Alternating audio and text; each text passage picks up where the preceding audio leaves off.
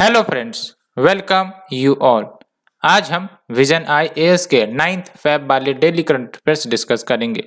Before discussing, अगर आप लोगों ने हमारा टेलीग्राम चैनल ज्वाइन नहीं किया है, please do join. The link has been given into the description box. You can click on that and gets joined.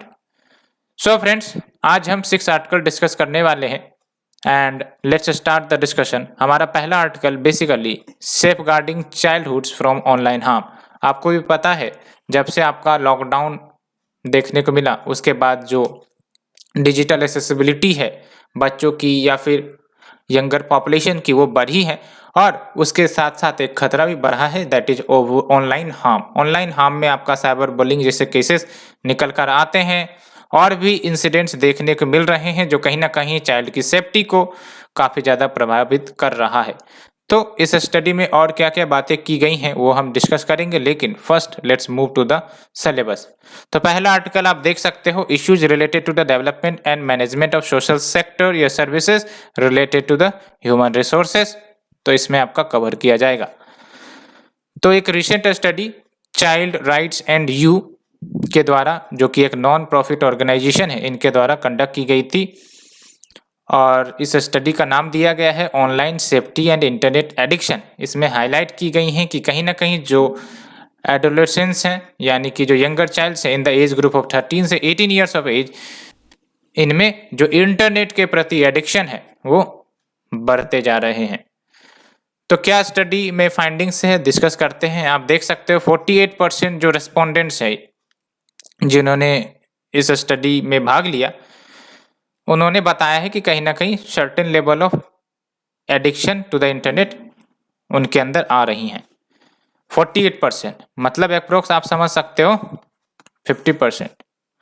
और इतना ही नहीं, आप देख सकते हो अराउंड 10% ऑफ द रेस्पोंडेंट्स, इन्होंने कहा है कि कहीं ना कहीं जब इन्होंने इंटरनेट एक्सेस की है तो उनको साइबर बलिंग जैसे इंसिडेंट फेस करने पड़े हैं।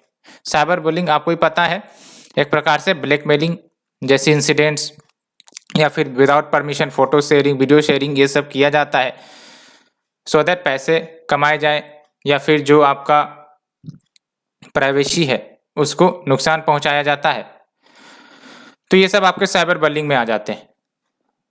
और तीसरा जो फाइंडिंग है आप देख सकते हो, children spending more time in internet for assessing education and other communication purposes and because of that जो चिल्ड्रेन है वो कहीं ना कहीं मल्टीपल रिस्क पोज कर रहे हैं, जैसे for example online sexual abuse या फिर ऑनलाइन हैरेसमेंट जैसी इंसिडेंट देखने को मिल रही है। Cyber victimization as well as other privacy related issues भी निकल कर आ रही हैं।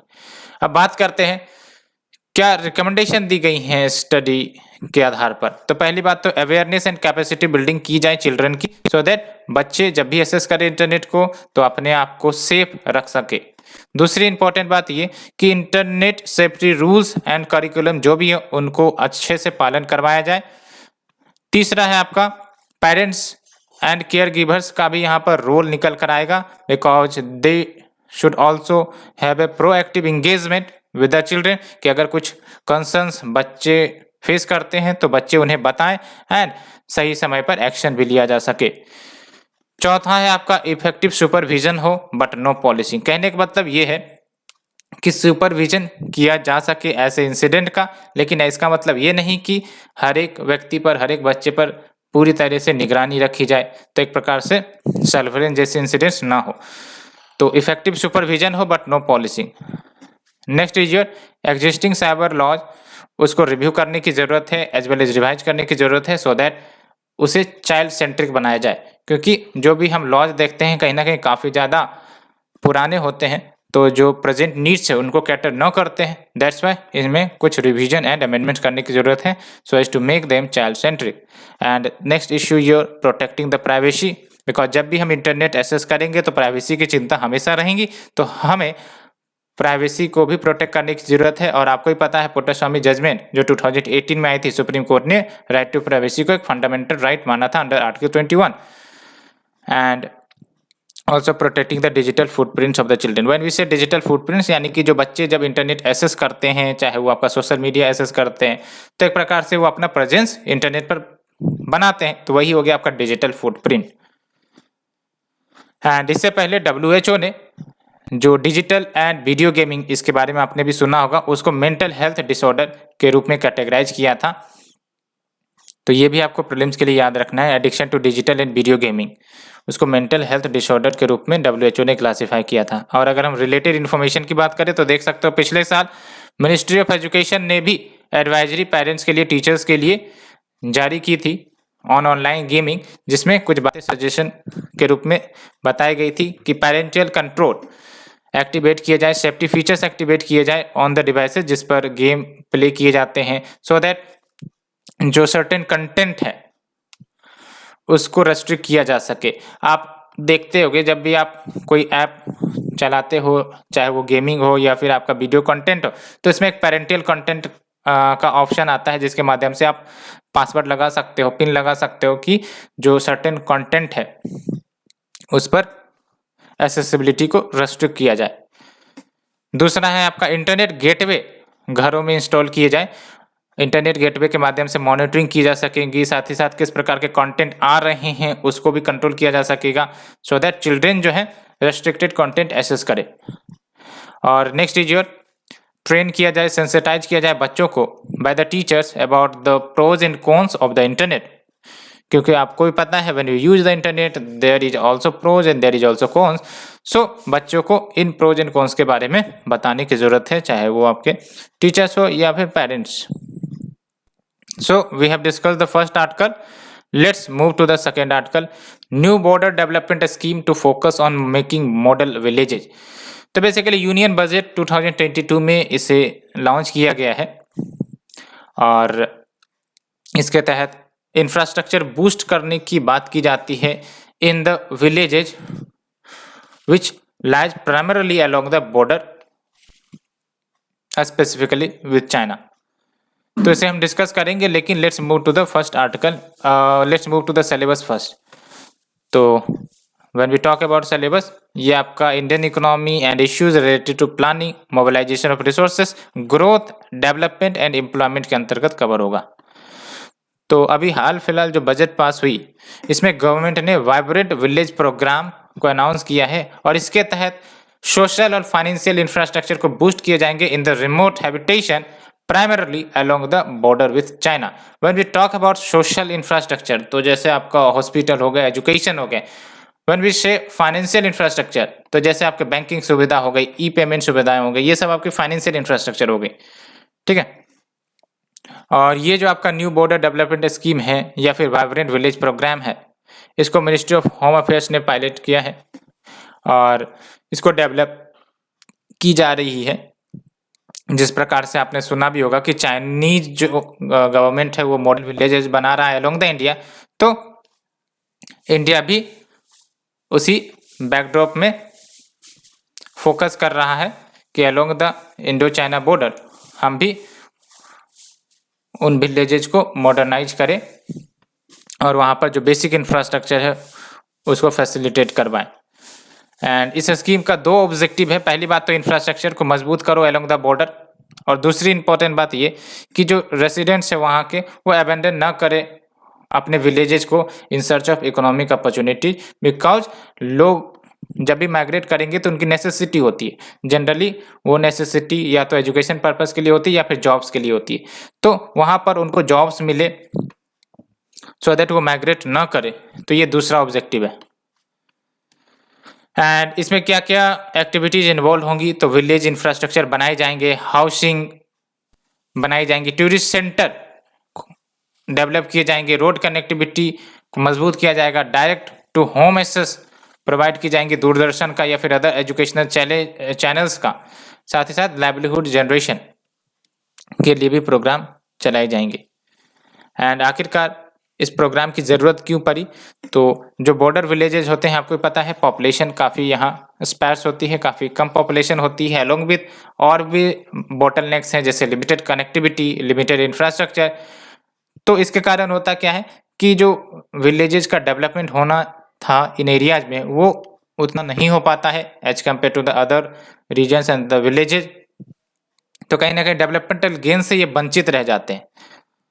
और दूसरी इंपॉर्टेंट बात, modern system of transportation and connectivity on the mountains इसको मजबूत किया जाए सो दैट बॉर्डर विलेजेज जो भी हैं यानी कि the villages which is lying along the border उनको मदद मिल सके कि वो वाइब्रेंट बने। एंड अन्य क्या गवर्नमेंट स्टेप्स लिए गए हैं to improve the border villages, तो we have the border area development programme जो 1986-87 में लॉन्च की गई थी सो दैट जो व्यक्ति या फिर लोग हैं which are living in the remote and inaccessible area situated near the international border वहाँ के डेवलपमेंटल नीड्स को फुलफिल किया जा सके। And next is your union budget 2022-23 जो भी हाल फिलहाल में पेश की गई हैं, इसके तहत capital outlay border road organisation के लिए आप समझ सकते हो 40% बढ़ाई गई है as compare to the previous financial year allocation. तो फ्रेंड्स ये हमने देखा कि अन्य गवर्नमेंट स्कीम्स क्या हैं और अभी जो लेटेस्ट स्कीम जो लाई गई हैं that is your vibrant village programme, इसको भी हमने जाना एज वेल एज जरूरत क्यों थी इस प्रोग्राम की उसे भी हमने देखा। Let's move to the third article. Mumbai pollution increases as dust storm hit. तो बेसिकली डस्ट स्टॉर्म्स देखने को मिली है मुंबई रीजन में, तो आखिरकार कारण क्या है और इसका इम्पैक्ट क्या क्या हो सकता है उसे भी हम देखेंगे और साथ ही साथ ये भी जानेंगे कि सैंड एंड डस्ट स्टॉर्म्स होते क्या हैं। वैसे तो नाम से ही पता चल रहा होगा आपको कि सैंड एंड डस्ट स्टॉर्म क्या होते हैं, लेकिन उसे हम ज्योग्राफिकल टर्म्स में जानेंगे। तो उससे पहले सबसे पहले हम सिलेबस की तरफ ध्यान देते हैं। तो सिलेबस की अगर हम बात करें तो आप देख सकते हो important geophysical phenomena such as earthquake तो नहीं होगा, सुनामी नहीं, वोल्केनिक एक्टिविटी नहीं, ईटीसी में आएगा आपका डस्ट स्टॉर्म्स। ठीक है,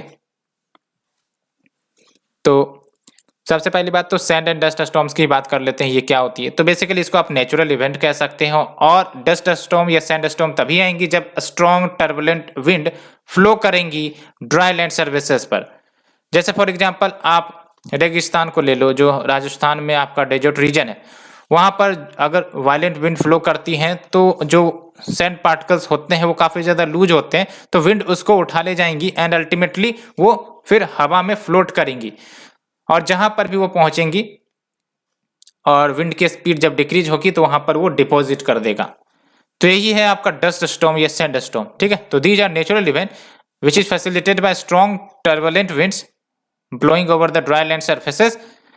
और इसके पीछे एक बड़ा फैक्टर ये है कि इन रीजन में कहीं ना कहीं वेजिटेशन कवर काफी कम होती है। रेगिस्तान का एग्जांपल ले सकते हो, कोई वेजिटेशन वहां पर देखने को नहीं मिलते, इसलिए जो विंड है अनइंटरप्टेडली फ्लो करती है और उसके साथ साथ जो भी आपके लूज सैंड पार्टिकल्स है उसको उड़ा लेके जाती हैं और अल्टीमेटली किसी दूसरे जगह डिपॉजिट करती है।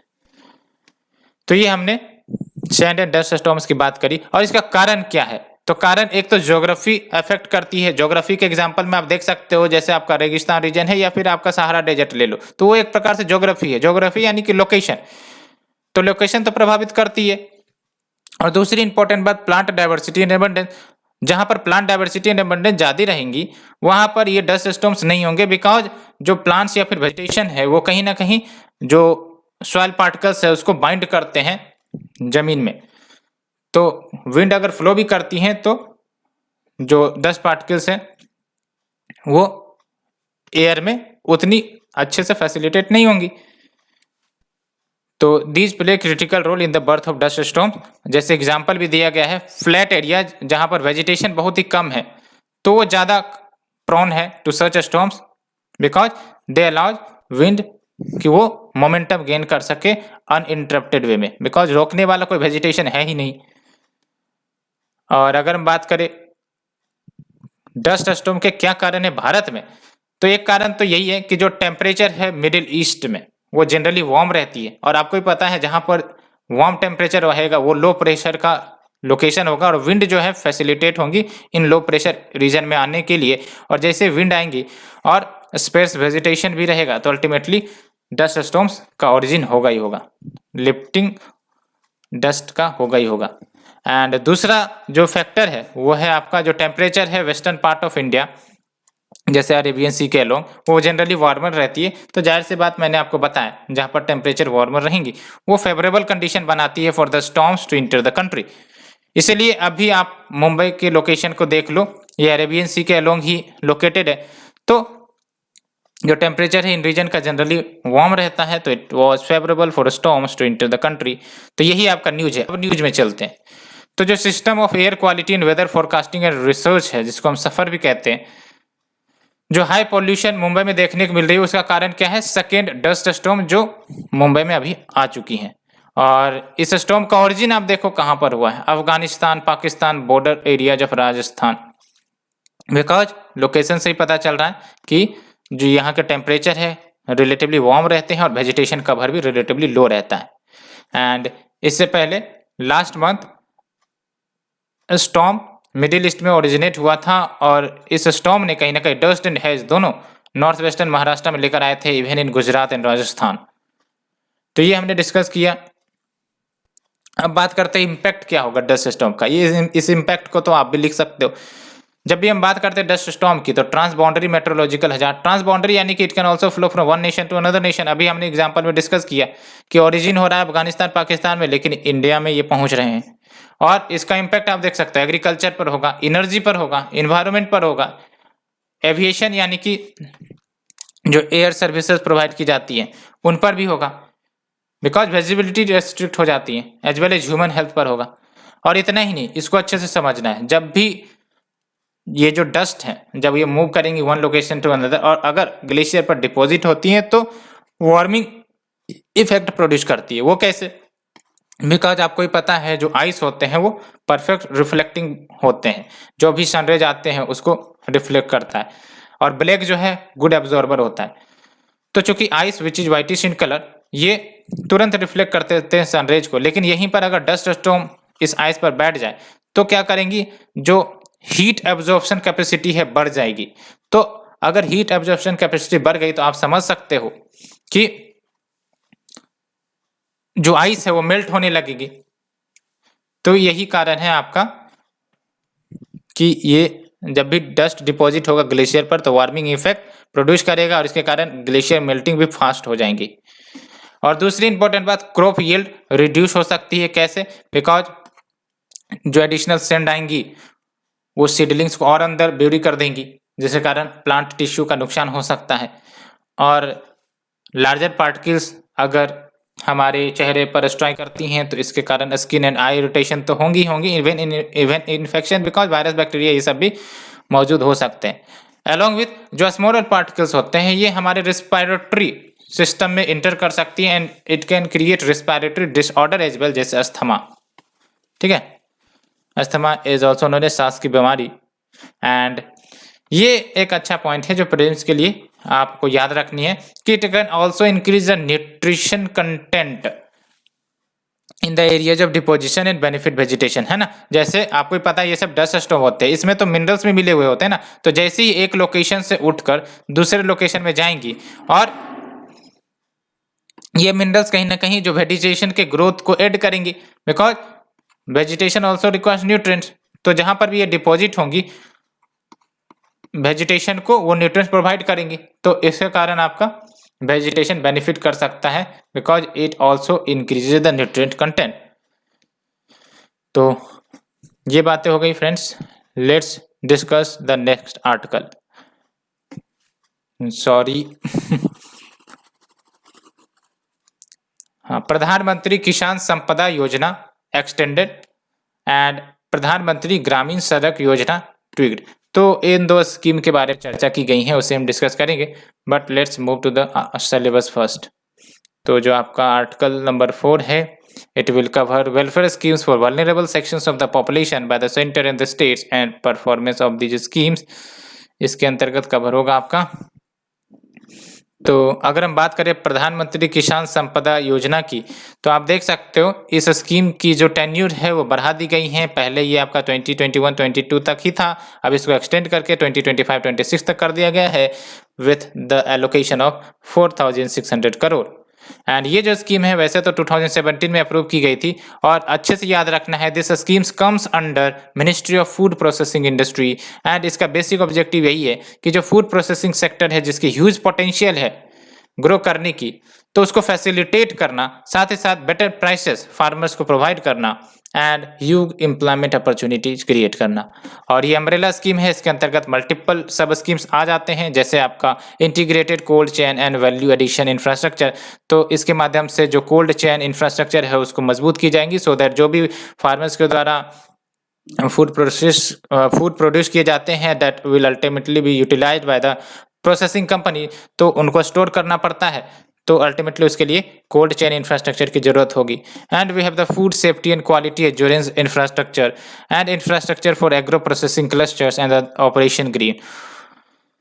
तो ऑपरेशन ग्रीन आपको भी पता है कि राउंड द ईयर अवेलेबिलिटी करवाना है टोमेटो, ऑनियन, पोटैटो का, और इसको तो एक्सटेंड कर दी गई थी अदर क्रॉप्स के लिए भी। सो फ्रेंड्स, इसे हमने डिस्कस किया। Let's move to the second one, Pradhan Mantri Gram सड़क योजना। इसके अंतर्गत सेंटर ने प्रपोज किया है कि जो आपका रोड प्रोजेक्ट्स इस स्कीम के तहत चलाए जाते हैं,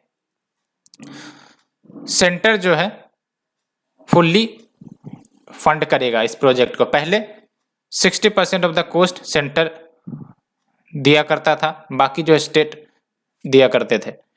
और इस डिसीजन का बेसिक ऑब्जेक्टिव यही कि जो रूरल जॉब्स है उसको फैसिलिटेट किया जा सके। और दूसरा इंपॉर्टेंट फीचर ये निकल कर आया है कि जो फाइनेंशियल ईयर 2022 में रिवाइज्ड एस्टिमेट्स के डाटा निकल कर आए थे, और जो अभी आपका बजट 2023 में जो आपका मतलब जो एलोकेशन है अंडर द PMGSY उसको बढ़ाया गया है 35% से for the financial year 2023 from the revised estimates from financial year 2022। तो पिछले साल जो भी एलोकेशन की गई थी फाइनेंशियल ईयर 2021-2022 में, उसके मुताबिक उसके कंपैरिजन में 35% इंक्रीज किया गया है। सिंपल कहने का मतलब ये है। और अभी ये सेंट्रल गवर्नमेंट क्यों ये एक्स्ट्रा फंड देने की बात कर रही है? तो पहली बात तो ये कि जो additional 1 trillion capital allocation announce की गई थी कि स्टेट को हम देंगे सेंटर के द्वारा यूनियन बजट 2022 का, उसी का ये पार्ट है। इसलिए सेंटर ने पूरी फंड देने की बात कही है। एंड अगर हम बात करें प्रधानमंत्री ग्राम सड़क योजना की, तो इसको मिनिस्ट्री ऑफ रूरल डेवलपमेंट के द्वारा लॉन्च किया गया था दिसंबर 2000 में। और इसके तहत कनेक्टिविटी को इंश्योर करना है to the unconnected habitation as a part of poverty reduction strategy. अब आपको भी पता होगा कि स्ट्रॉन्ग ट्रांसपोर्टेशन सिस्टम अगर होगा तो जो फार्मर्स हैं,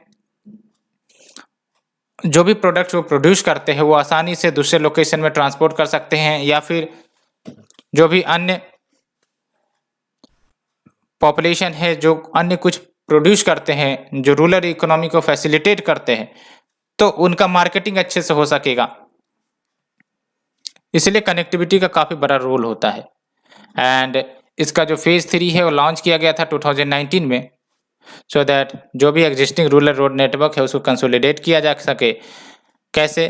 तो जो भी एग्जिस्टिंग रूट्स है उसको अपग्रेड करो, मेजर रूरल लिंक्स को कनेक्ट करो टू द ग्रामीण एग्रीकल्चर मार्केट्स, हॉस्पिटल्स। तो इससे आप समझ सकते हो और भी अदर बेनिफिट्स निकल कर आते हैं। एग्रीकल्चर मार्केट्स को एक्सेस किया जा सकता है फार्मर्स के द्वारा। अगर कनेक्टिविटी अच्छी है तो हॉस्पिटल एक्सेसिबिलिटी, एजुकेशन एक्सेसिबिलिटी भी हो सकती है। और इतना ही नहीं, जब भी कनेक्टिविटी या ट्रांसपोर्टेशन जैसे इंफ्रास्ट्रक्चर बूस्ट किए जाते हैं तो इंडस्ट्री भी आएंगे, बिकॉज इंडस्ट्री को तो सबसे पहली बात चाहिए कि वैसा हमारा ट्रांसपोर्टेशन हो, अदरवाइज जो भी प्रोडक्ट्स वो प्रोड्यूस करेंगे वो मार्केटिंग होगी कैसे। इसलिए ट्रांसपोर्टेशन का बहुत बड़ा रोल होता है for the economic development, for the village development, for the economy as whole. So friends, इसे डिस्कस करने के बाद let's move to the next article. Haryana cabinet ने अप्रूवल दे दिया है फॉर एंटी कन्वर्जन बिल। तो देख सकते हो आप, सबसे पहली बात तो सिलेबस देखते हैं। तो 5 में आप देख लो, mechanism, laws, institutions and bodies constituted for the protection and betterment of these vulnerable section.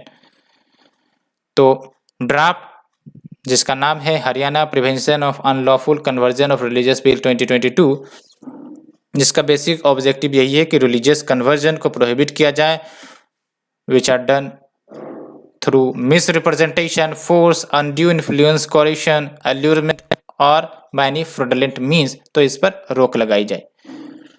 क्या की हाईलाइट है इस बिल के? तो पहली बात तो ये याद रखना आपको, burden of proof lies on the accused, यानी कि जो आपके एक्यूज्ड हैं उन पर पूरी जिम्मेदारी होगी कि आप साबित करो कि आप निर्दोष हो। और दूसरा है मैरिज नल और वॉइड डिक्लेयर कर दिए जाएंगे अगर वो